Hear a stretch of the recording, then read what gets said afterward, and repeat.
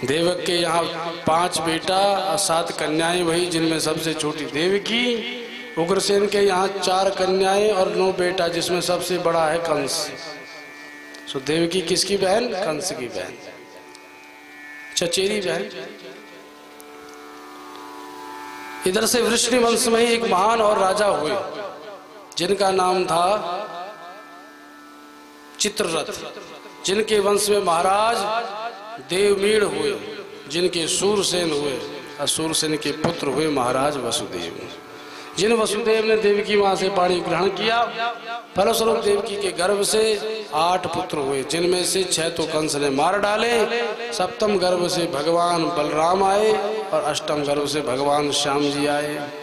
यदा यदेह धर्मस्य क्षयो वृद्धिश्च पाप्मनः तदा तु भगवान आत्मनं सृजते हरि। जब जब धर्म की हानि होगी भगवान आते हैं, इसलिए हे राजन, भगवान श्री कृष्ण रूप में आए। रातम रात गोकुल चले गए, वहां से वृंदावन चले गए, दुष्टों को ठिकाने लगाया, रासलीला का आनंद लेकर के अंत में द्वारका में गए, द्वारका लीला करी, कौरव पांडवों में फूट डाल दी, धर्म की विजय कराई और अंत में परम धाम को प्रशस्त हो गए। अब सुखदेव जी महाराज मौन हो गए। महाराज परीक्षित बोले, महाराज आगे क्या हुआ? बोले आगे क्या हुआ, हो गई भागवत संपूर्ण, कृष्ण कथा हो गई, भगवान चले गए अपने धाम। महाराज परीक्षित बोले ऐसे काम नहीं चलेगा महाराज, इतनी लंबी चौड़ी कथाएं आपने सुनाई, सूर्य वंश की, चंद्र वंश की, इसका बेटा वो, इसका बेटा वो, इसका नाती ये, और जब कृष्ण कथा आई तो एकदम से ही समाप्त कर दी, ऐसे नहीं काम चलेगा। प्रश्न किया और वहीं से श्रीमद् भागवत का 10वां स्कंद प्रारंभ हुआ। कथितो वंश विस्तार भवता सोम सूर्यो राज्ञां चोभयवंश्यानां चरितं परमाद्भुतम्। ये बताइए महाराज, अवतीर्य यदुर्वंशे भगवान भूत भावन, वो भूत भावन प्रकट हुए यदुवंश में, तो कृतवान यानि विश्वात्मा तानि नो वद विस्तरात्, उन्होंने जो जो कार्य किए, जो जो लीलाएं करी, उसका हमें विस्तार से श्रवण कराइए। प्रसन्न हो गए। तब सुखदेव जी महाराज कहते हैं, सुनो, जब संसार में आतंक ही आतंक फैलने लगा, सर्वत्र अधर्म फैलने लगा, धर्म का लोभ होने लगा, तो पृथ्वी मां आतंकित होकर के ब्रह्मा जी की शरण में गई और सबने क्षीर सागर में जाकर भगवान को पुकारा। तत्र गत्वा जगन्नाथं देवदेव वृषाकपिं पुरुषं पुरुषसूक्तेन उपतस्थे समाहिता। सबने जाकर पुरुषोक्त के द्वारा उन परब्रह्म परमात्मा का यजन किया, ध्यान किया, मनन किया, तो भगवान की वाणी प्रकट हो गई। पर किसके हृदय में? ब्रह्मा जी के हृदय में। और जैसे ही ब्रह्मा जी के हृदय में वाणी प्रकट हुई, गिरं समाधो गगने समीरितां, गिरं समाधो गगने समीरितां,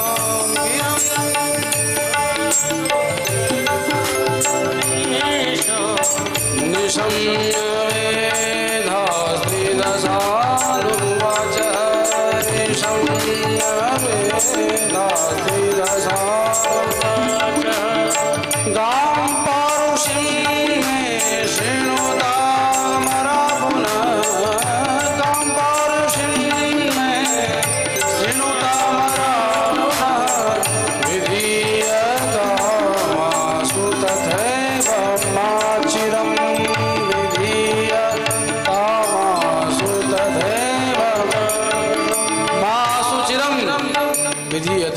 अब रुको नहीं। नेत्र खोल के ब्रह्मा जी बोले तैयार हो जाओ। बोले किस लिए? बोले भगवान अवतरित होने वाले हैं, निश्चिंत हो जाओ।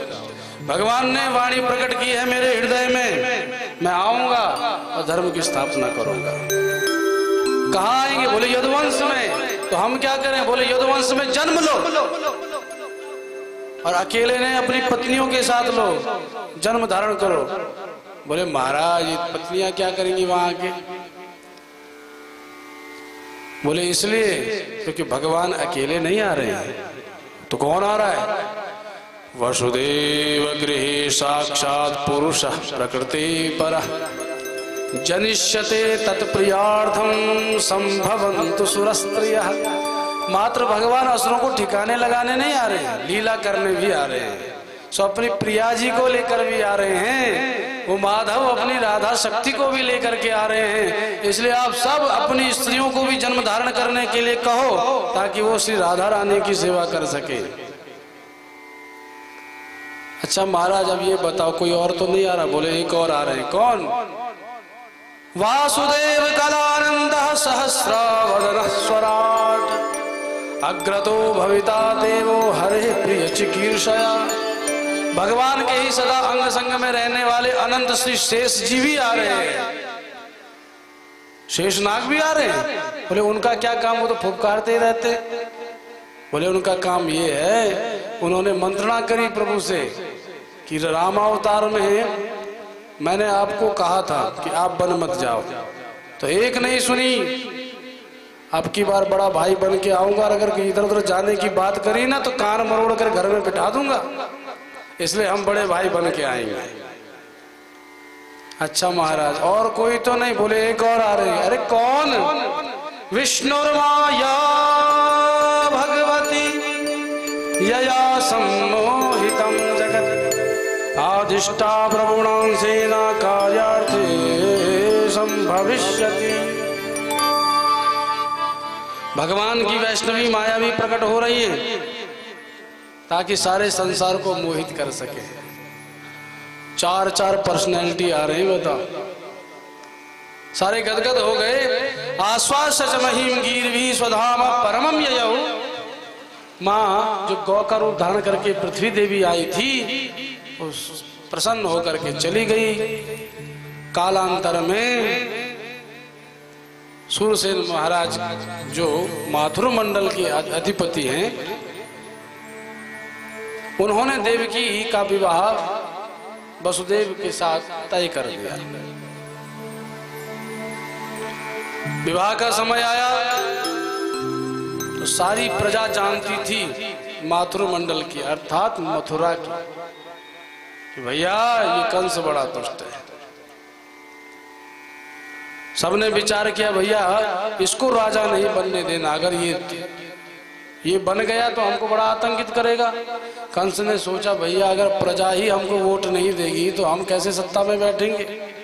सो कुछ ऐसा कार्य करो जिससे कि प्रजा हमारे पक्ष में हो जाए। सो इसने विवाह के समय क्या किया, जैसे ही देवकी वसुदेव जी के साथ विदा होने लगी, इसने कहा अपनी बहन को मैं छोड़ूंगा, जबकि युवराज था मथुरा का। इसने कहा मैं स्वयं रथ को दौड़ाऊंगा, अपनी बहन को ले जाऊंगा। सारी प्रजा कहने लगी भैया भाई हो तो इसके जैसा हो, अपनी बहन को स्वयं छोड़ने जा रहा है। पर जैसे रथ दौड़ाया कि आकाशवाणी हुई, देवता बोले पथि प्रग्रहिणम कंसम अभाषा शरीरवाक् अस्यास्ताम अष्टमो गर्भो हंतायाम वहसे बुधा। ए मूर्ख! कंस चौंक गया, मुझे मूर्ख कौन कह रहा है? तो जिस बहन को सज धज के साथ विदा कर रहा है उसके ससुराल, उसी बहन के अष्टम गर्भ से जो लाल उत्पन्न होगा वही तेरा काल होगा। अब महाराज जब इसने सुना कि देवकी के गर्भ से मेरा काल होगा, रास छोड़ दी घोड़ों की, तत्क्षण उतर करके देवकी के केश पकड़ लिए। भगनिम हंतुमारब्धा खड्ग पाणिम कचेग्रहीत, खड्ग निकाल दी कि अभी इसका सर धड़ से अलग कर दूंगा। वसुदेव जी ने समझाया भैया क्यों मार रहे हो? बोले इसके गर्भ से मेरा काल उत्पन्न होगा। बोले भैया ऐसा कोई व्यक्ति है भी जिसका काल नहीं आता? और देवताओं की बात पर क्या भरोसा करते हो, क्या विश्वास करते हो? बोले देवता सत्य बोलते हैं। बोले अगर सत्य भी बोलते हैं तो मैं एक वचन देता हूं, क्या कि नय्य शास्ते भयं सौम्य यद्वागा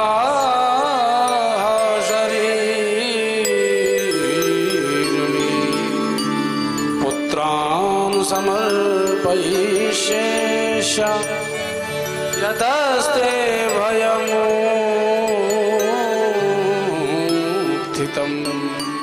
वचन देता हूं देवकी के जितने लाल होंगे सब तुझे थमा दूंगा, तुझे जो करना सो कर, पर देवकी को छोड़ दे।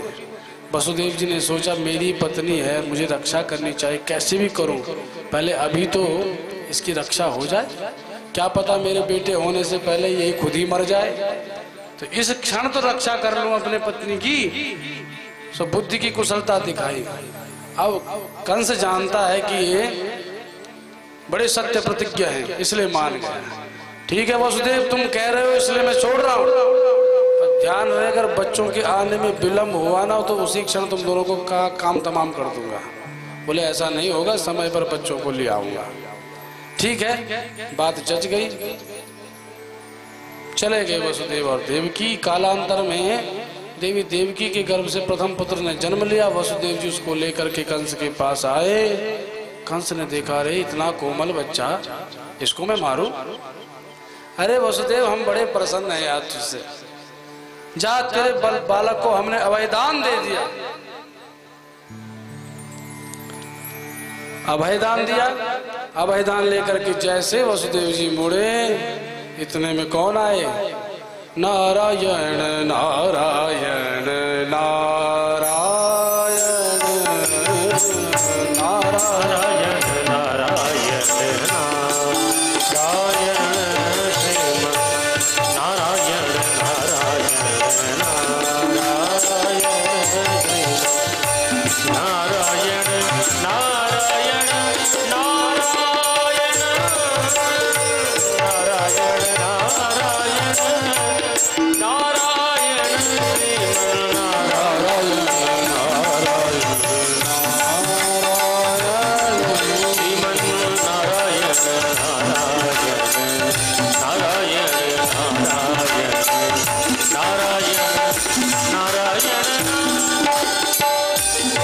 क्या कर रहा है?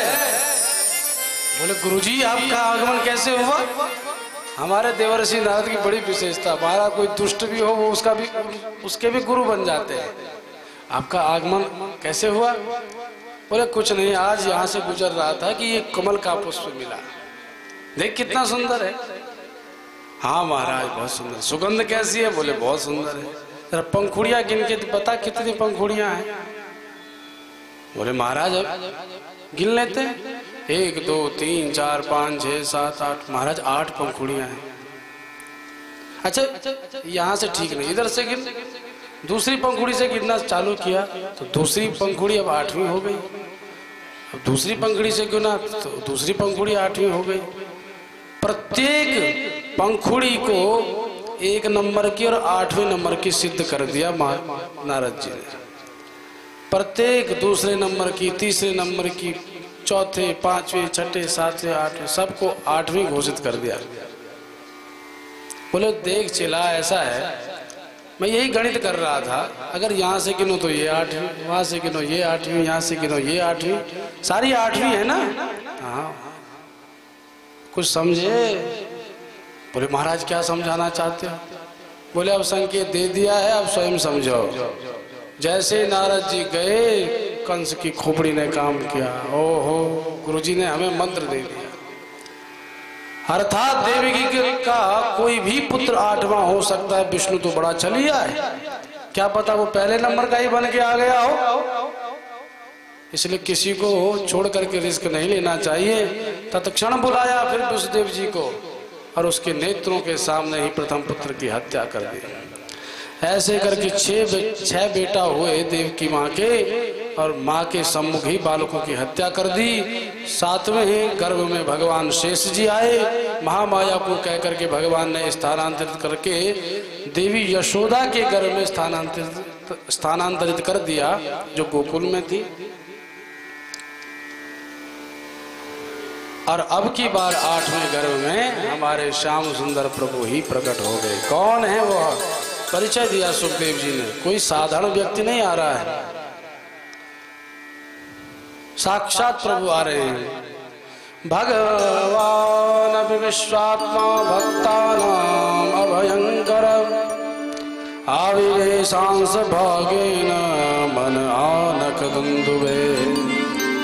वसुदेव जी के मन में सबसे पहले प्रकट हुए भगवान, उसके बाद मन से नेत्रों में, और फिर जब देवकी माँ और वसुदेव जी का नेत्र सम्मिलन हुआ तो नेत्र से नेत्र में चले गए और उसके बाद उदरस्थ हो गए।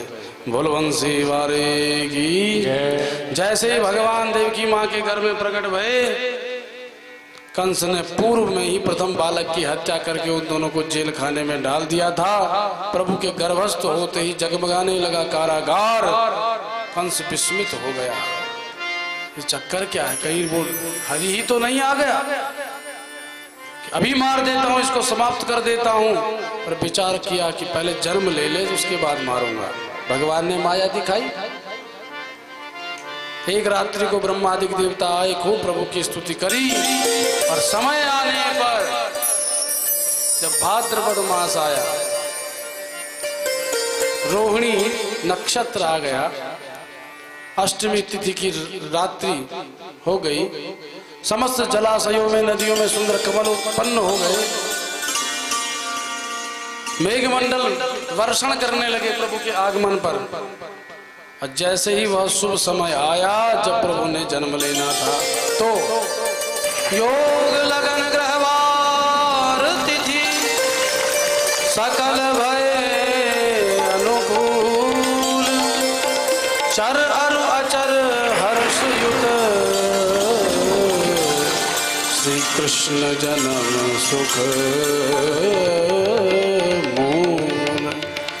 समस्त जनमानस को, विश्व को विश्राम देने वाले भगवान श्याम का प्राकट्य होने का समय आया। कैसे हुआ प्रभु का प्राकट्य? कि निशीथे तम उद्भूते जायमाने जनार्दने देवक्या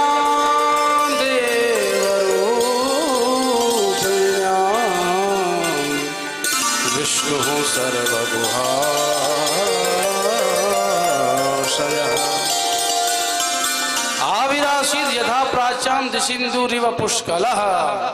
जैसे पूर्व दिशा में जब चंद्रमा उदित होते हैं, चंद्रोदय होता है, तो हमें क्या लगता है? बोले कि पर्वतों के भीतर से चंद्रमा निकल रहा है। पर जरा विचार करो, क्या पर्वतों के भीतर से चंद्रमा निकल रहा है? नहीं, चंद्रमा तो उस पर्वत से ही नहीं, पृथ्वी से भी न जाने कितनी दूर है, पर ऐसा लगता है कि उस पर्वत श्रृंखला से ही प्रकट हो रहा है। ऐसे भगवान देवकी माँ के गर्भ से प्रकट तो हुए, पर वो भगवान गर्भ से निकल भी रहे हैं पर तटस्थ हैं। भगवान तो कभी जन्म लेते ही नहीं, अजन्मा है, अज है, पर जन्म लेते हुए दिख रहे हैं। ठीक उसी प्रकार जैसे पर्वत का संबंध नहीं है चंद्रमा से, ऐसे देवकी माँ का संबंध नहीं हो रहा है भगवान से, पर दिख रहा है। ये प्रभु की माया का चमत्कार। देवकी माँ के गर्भ से भगवान प्रकट हो गए, गर्भ से बाहर आ रहे हैं, प्रकट हो रहे हैं।